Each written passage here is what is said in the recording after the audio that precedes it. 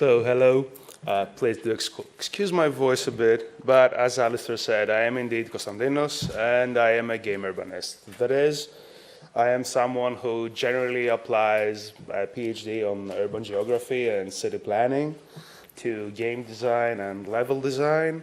And I'm usually, consulting on games, planning imaginary cities, and, maybe providing developers and studios with systems for their simulations or even for their MMOs. I've also been working on a book with an artist and very dear friend, Maria Kalikaki. It will be an atlas of the more iconic and more interesting video game cities. But yeah, that's enough of an introduction. Let's get to the talk itself. This will be an introduction of mine to the talk, which is about how cities have actually and historically already influenced storytelling, along with a tiny bit of philosophy. So the first example would have to be Sherlock Holmes himself. He was, I believe, the product of the then young metropolis. It was this unprecedented complexity, this utterly confusing and large new urban form that needed a hero that would be able to understand and make sense of it and actually use his understanding of how things worked on this new vast urban space to bring criminals to justice and to understand and solve mysteries. And then going a bit further back, we have 19th century Paris, which after a revolution entered a new century where it had actually two even more important perhaps revolutions, and this constant dynamic, this amazing fervor, and this also the sense of defeat and everything inspired Baudelaire for his pretty amazing poetry, and also is what led Victor Hugo to write Les Miserables.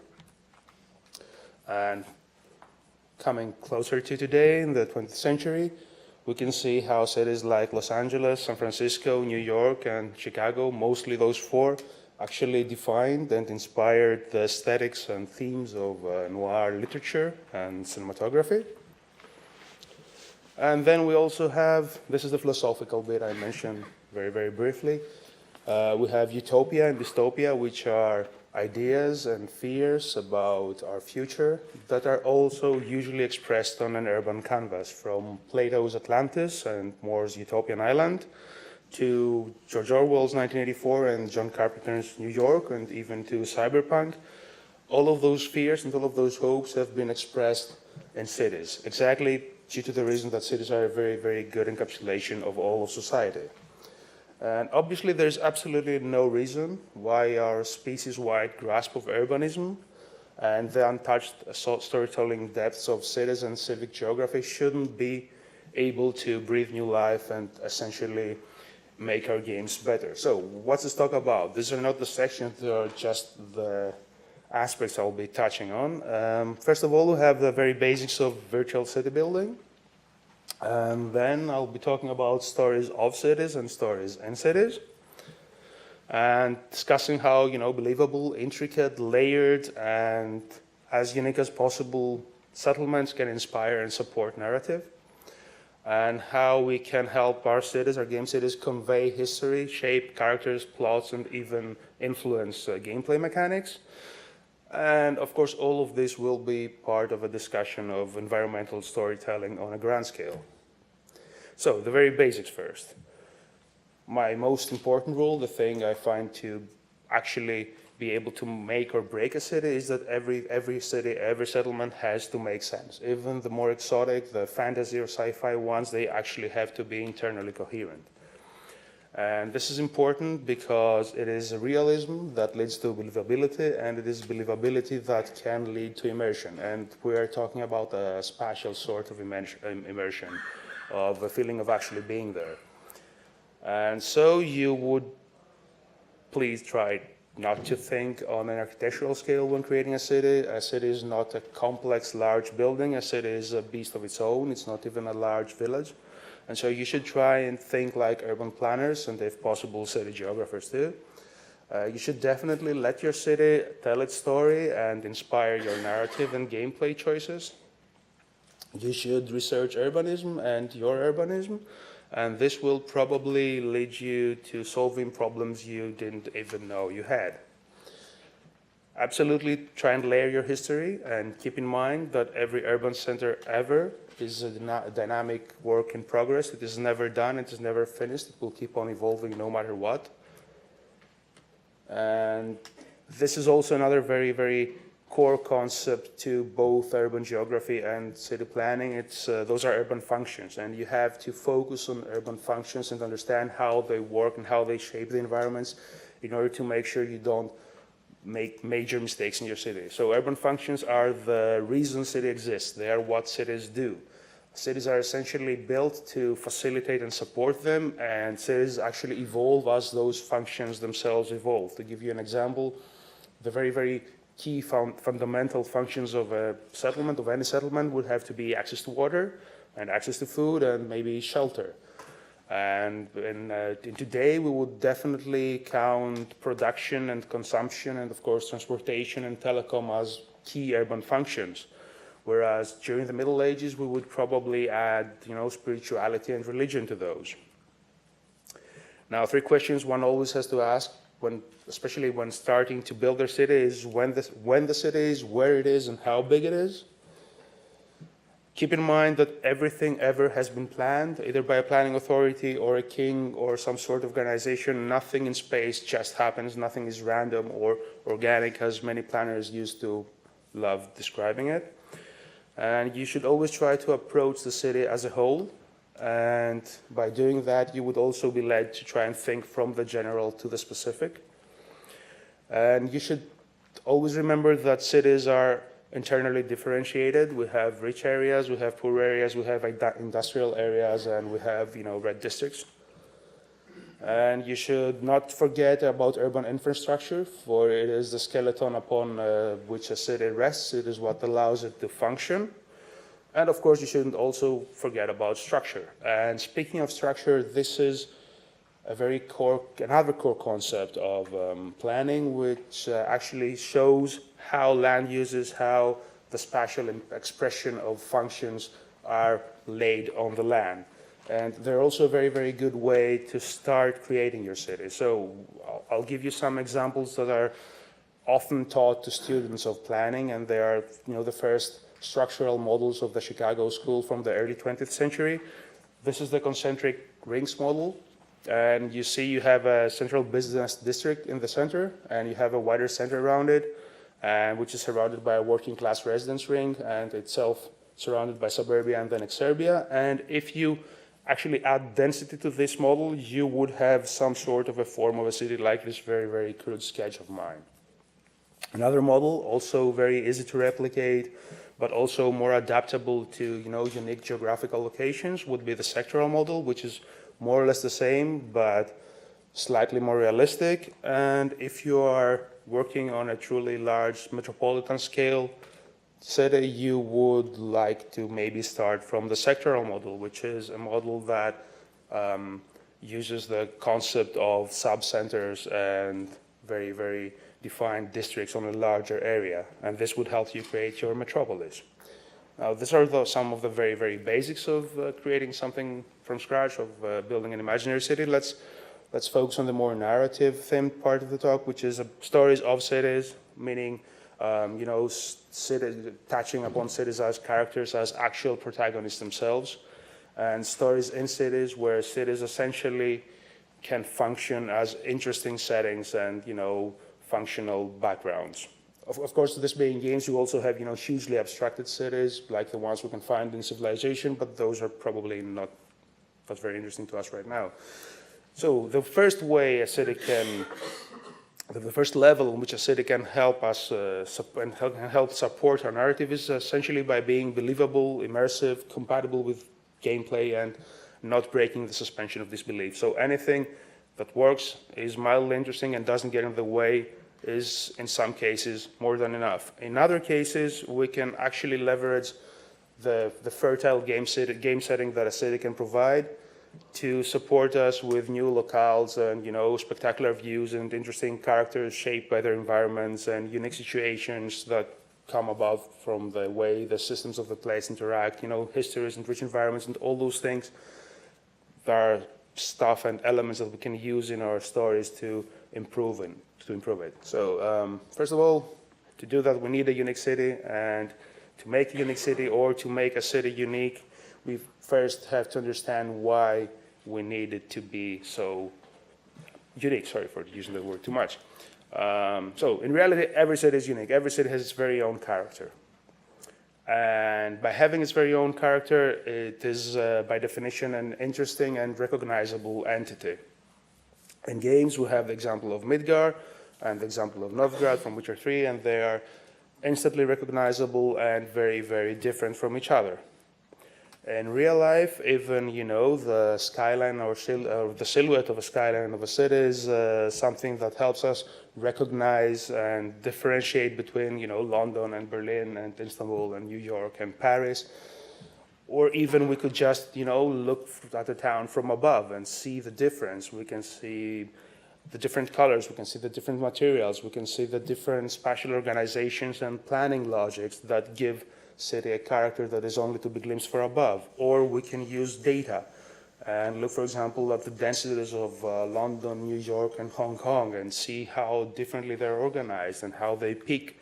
And then, those numbers actually translate to real images on the ground. So the old Kowloon city doesn't exist anymore, but it was an example of super dense residential building, whereas, downtown London is a way, way milder place that looks very, very different from, say, downtown Tokyo or downtown New York.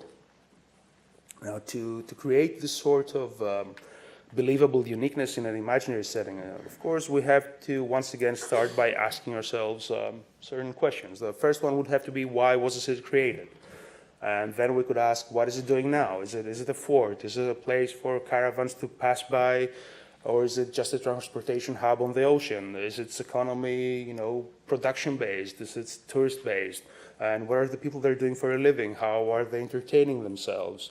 And this is exactly where the concept of urban functions help us provide answers. And for example, if we have, this sort of fantasy map filled with tiny cities, we can ask those few questions for each city and create a rich geography of places that are different to each other. Interestingly, it is urban functions that also influence the ideology and ideas of the residents of each of our settlements. So a coastal fishing city would probably be culturally very different to a shipping hub, and it would definitely have a very, very different outview towards strangers when compared to a tourist town. Elements that are not of the city, such as natural and political geography, geology, topography, the climate, can also influence urban space and thus storytelling. So we can have mountainous range that create nice defensive outposts and where legends can hide, in caves. We can have rivers dividing cities in the rich north and the poor south, or the secular east and religious west. We could have climate influence the shape of buildings. We could have materials influence the color of the city. And we could have nations impose their ideologies and their political will on the reality of everyday civic life. And of course, we can have geopolitical change like war and devastation and everything that can really dramatically change the city or how it operates. And to give you an example of the ways things can look, this is, for example, Potala in Tibet, which is a monastery in the mountains. And this is another monastery in the mountains, which is Meteora in Greece. And you can see that even though those two places are superficially similar, they are monasteries with surrounding settlements in the mountains. Due to the differences in the wider areas and the climates and the ideologies themselves, they have been expressed in very, very different ways. And if we go to a fantasy setting and discuss, something like Lothlorien, which is a city inside the woods, we would have something very, very different from a city of a 17th century city by a canal.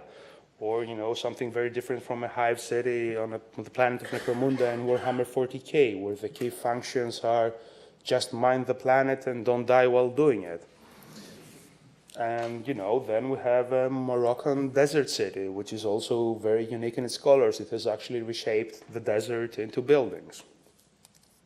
All those places, of course, will only breathe if we add actual proper life to them. So The thing is that cities are much more than their built environment. They're not just, houses and plazas and infrastructure. They even cannot be fully described via their plans, and they are much more than their roads. The thing is that a city is the humans living in it. It's the humans using it. It's everything that happens in it, everything that shapes and is shaped by it. It is thus also a very huge, complex, and dynamic and ever-changing stage for human life and activity and drama, and of course also politics. Interestingly, cities also tend to contain a lot of people, and I mean they really do. They actually have societies of their very own, places with very unique local customs and their very own laws, perhaps, and organizations of all sorts. And they're very city-specific, as we saw in Paris, political struggles and rumors and economies, and they're very, very unique fashions and entertainment geographies. They're filled with stuff, and they're filled with ideas and ideologies. And those things can be expressed in the way public space is organized. And, if a city loves to have its carnivals or its public executions, it is something that will definitely color it.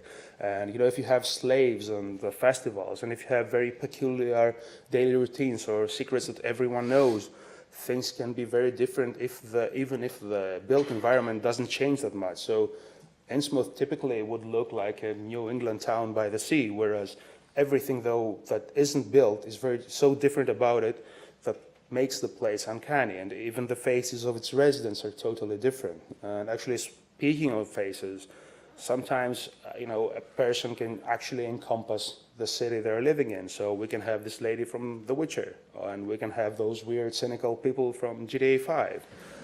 And then we could have less cynical, probably, I don't know, not certain, cyberpunk characters from Rise of the Dragon. Each of them has a history to tell, and their histories are the little molecules that put together the larger civic history of every urban space. And this is something that we usually have to convey. And to give you a very, very recent example, Anna Vaud was brilliant and very subtle in leveraging the history of New York City. It actually made us feel that this is a place that has been going on for quite some time. We even had a character letting us know that, oh, look, Wall Street used to actually be a wall back during the New Amsterdam days. And there is absolutely no reason why imaginary or abstracted cities cannot come up with rich and intriguing histories and, many layers of reality added to them. So how do we craft urban history? Well, we have to understand that urban history is a process that we have to roughly simulate and cunningly showcase. And we have to understand that civic evolution usually starts from something like a village or a very, very ancient settlement or something that evolves to a town and then to a city and then to a metropolis and then maybe, during the sci-fi era to some sort of megalopolis. And as the place evolves, its politics and economics and infrastructures and technologies and even ideas evolve along it, and maybe some of them evolve before the place itself evolves and push it towards certain directions. And sadly, of course, cities can also devolve. Maybe a transportation hub will lose its importance, and maybe a place gets actually bombed to oblivion. Things like that happen. It's not a linear process. What it is, though, it's a process that is usually done in layers and is almost always continuous, with the exception of Athens, perhaps. But yeah, let's not get on that. So, a proper example, Geneva. We have this wonderful Gothic cathedral, which is a part of the medieval layer of the city that has survived and is actually vibrant and active in today. But dig below it and you'll find the Roman town. And if you dig below that, you will find the ancestral shrines of ancient heroes. And actually, if you go to Geneva and visit the museum below the cathedral, you will see the layers of the cities themselves, like in physical form. You can see how one city has been built on top of the older one.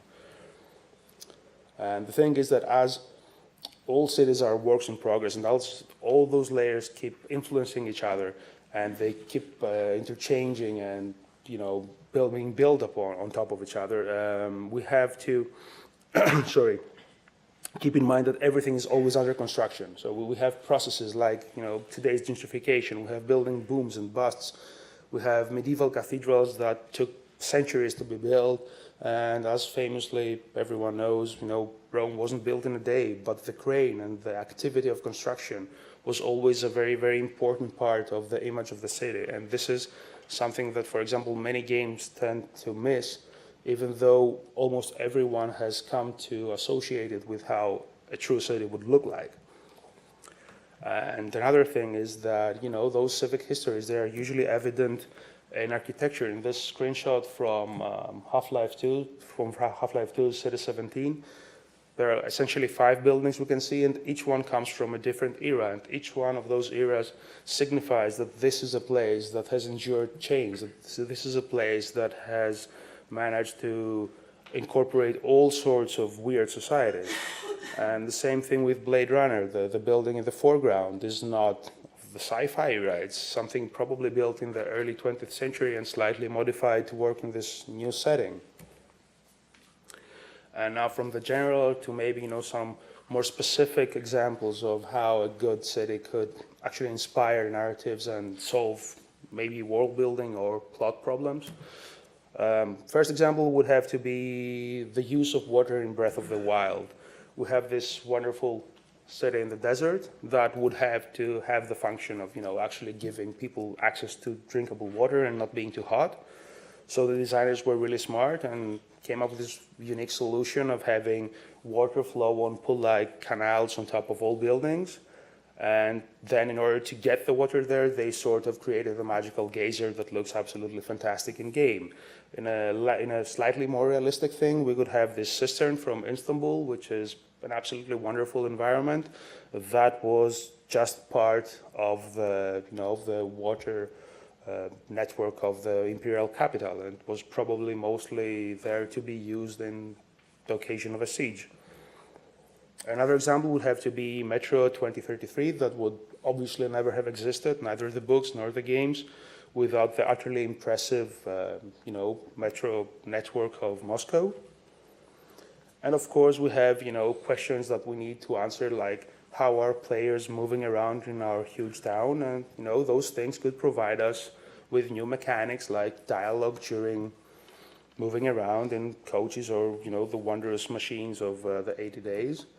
Or they could be used to actually show off the setting itself and imply something way bigger than we actually got to model. Interestingly, one of the things we should definitely try and show to people is the important buildings that define and encapsulate the ideology of the place. Generally speaking, major buildings, public buildings, always show off as a place's ideals. So when you have the rise of mercantilism in Amsterdam, you would have your new stock exchange. And the wonderful Duomo in Florence showcases very emphatically that this was a place under the protection and influence of the Pope.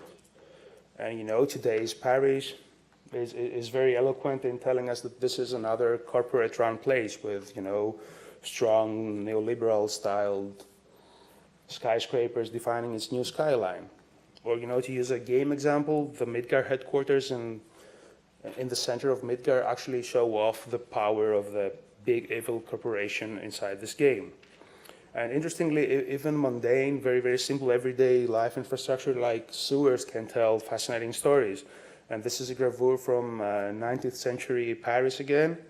And we can see the bourgeoisie being taken for a ride in the sewers to be shown that no actual dangerous communists and other revolutions of the sort are hiding there. So they can actually sleep safe because, Hugo had everyone scared, and the previous revolution had everyone scared, and apparently they had every right to be scared. A new revolution came up 10 years after that gravure. And also, when imagining a city, please do try to also imagine all of its interesting historical things, like its songs and what its people do and how they move their hands when they talk and how they play and what they do to entertain themselves. Think of, mass publications and newspapers and radio and discussions on the road. So in essence, try not to mute its popular thought and culture. And definitely let your place influence your characters and their lives. Try to think historically. People didn't start having sex and playing and beating each other up 10 years ago. They've always been doing that, and they should be doing that in real places. Also, you should definitely let your city probably influence your design and your puzzles. And this very, very lovely light serpent happens only twice per year on this Mayan pyramid. Or you could show off how geomantically a very ancient city has been constructed. Maybe if you want to use zombies or the plague and wall off areas, this is something that would be visually very, very impressive, but also, do we have time? Okay. But also provide you with new story challenges, like, you have to cross the wall, you have to demolish the wall, or you can do, more mundane, everyday stuff, utilize geometries of twisty passages and dark corners for stealth games, or, have uncanny scales to create a sense of cosmic horror. Or, just make sure your city is good enough to fight in and has all the parts it needs for a good shooter or a nice sniper positions. Even more ambitiously, you could create a place that is relatively easy to mentally map and then have players solve special puzzles and see how efficiently and how quickly they can navigate it. And all of that will essentially be crafting a huge environment that would be telling its own story. It would be a story of society. It would be a story of the physical manifestation of society and its history. And that would be very different in BioShock and in 19th century slum, or in a supposed rundown, criminal-infested 80s downtown. And it could tell economic stories like The Docks in Dishonored, or everyday, simpler stories like Witcher. And just to finally close things off as quickly as possible, there are 3 ways to go and create a city for a game. First of all, you can choose an existing city, try to abstract it to something that's manageable, and you can probably read about cartographic generalization online, and do something like what Assassin's Creed Syndicate did or what Gabriel Knight did with New Orleans. And another option would be to heavily modify and or combine parts of existing historical cities, mix their elements, take some liberties and create something new based on old parts like Mafia 3 or famously Terry Pratchett's Ankh-Morpork. And finally, actually go on and create an totally imaginary city from scratch. You should have to start by asking yourselves the 3 when, where, and how big questions. Try to come up with a list of functions, layer the place's history, like spend a lot of time, and come up with maps and ideas and maybe even some numbers explaining the economy of the place. Definitely plan land uses and definitely consider the urban structure. And with that, I think we're within the limits, and I'm done. Thank you. Thank you.